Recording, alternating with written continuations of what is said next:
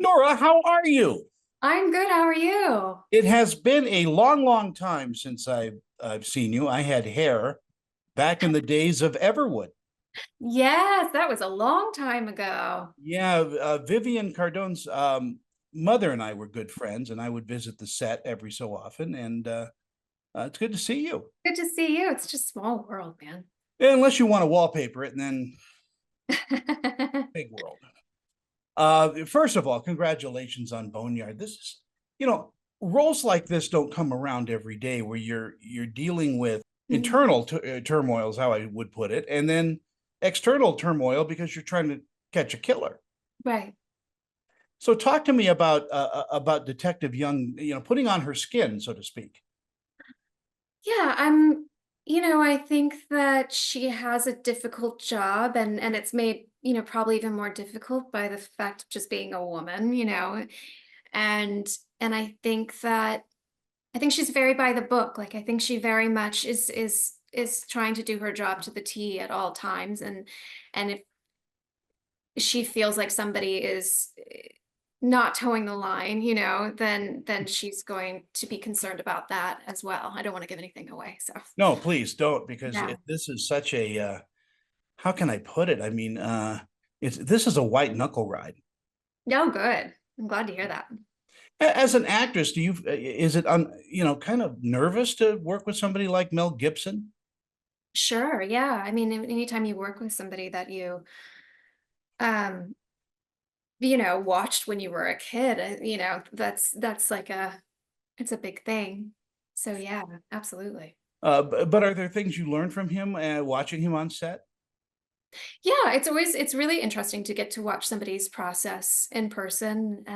And when somebody's been doing it for so long, they have it really dialed in and yeah, it was fun. Are you comfortable looking at your performances? No.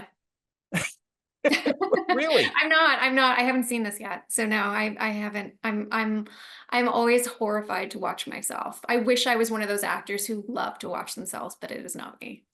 I understand completely what you're going through because I'm the same way. I just but anyway, uh, being attracted to a character in a script has got to be the number one thing that brings you there. Was it love at first read? Well, she was a man originally. Hmm. So the character was changed to a woman for me. So that was fun. And it was fun to then get to have a little bit of input into um who she became and how she related with, some of the other characters. But yeah, it was really interesting. I've never played a role like this, so I really enjoyed it. Yeah, she's a very tough woman, but she's also, you can see the cracks, and you do that so Mhm. well in your performance. Thank you. Yeah, well, I think it's always interesting, no matter who you play, to make sure that there is some vulnerability within it, because that's what makes us human, right? And that's what's interesting. Brian Van Holt is no slouch, is he? No, no, he's not. He is an amazing actor and can do comedy and drama, Hmm. just like switching hats. And I've always been a fan of his, but I would imagine him being number one or two on the call sheet sets the pace for everybody else. Yeah, I mean, he's so wonderful. We had so much fun together. And it was great when we were shooting because he was so great to go head to head with. But we also were just constantly laughing in between takes.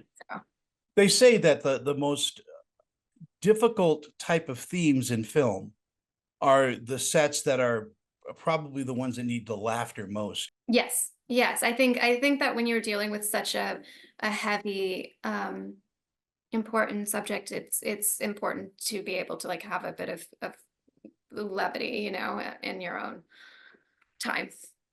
Was there a lot of training for your role? They showed me how to hold a gun. That was yeah, that was it. I'm not really into guns, so I don't really know how to use one or hold one or anything. So that was it. That part was believable. Oh, good, good, good. Yeah. And how about hopping behind the camera, maybe directing and producing a little? Yeah, I just finished writing something that I want to direct. I wrote it so that it could be made very inexpensively and small, and it's kind of like a neo-noir set in the 90s in LA. So yeah, that's That I do. sounds like a fun thing to do. Yeah, I think so. When audiences watch Boneyard, what do you think they're going to take away from the experience? Um, I hope that, they gain a little insight and empathy for what these women have had to go through and how tragic life can be. I think it really shines a light on like these terrible true life crimes.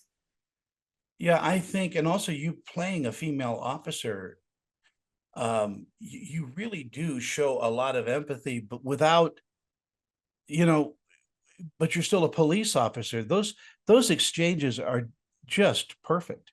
Oh, thank you.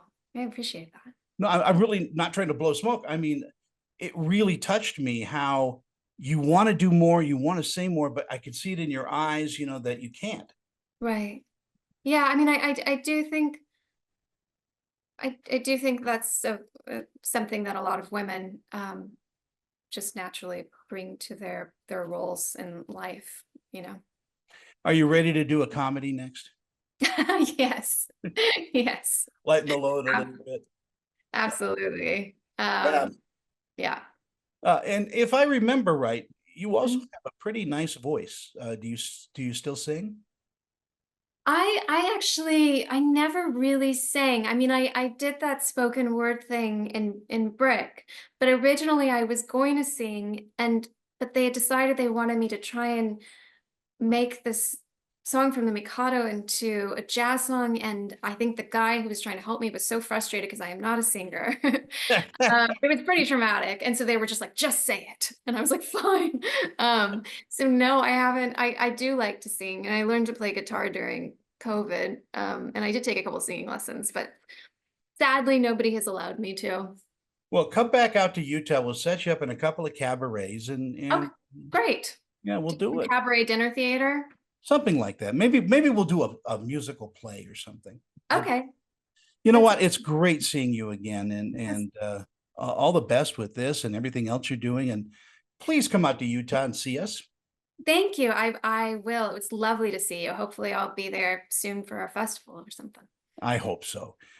Talk to you soon, and all the best. Thank you. You too, Tony. Bye bye. Bye.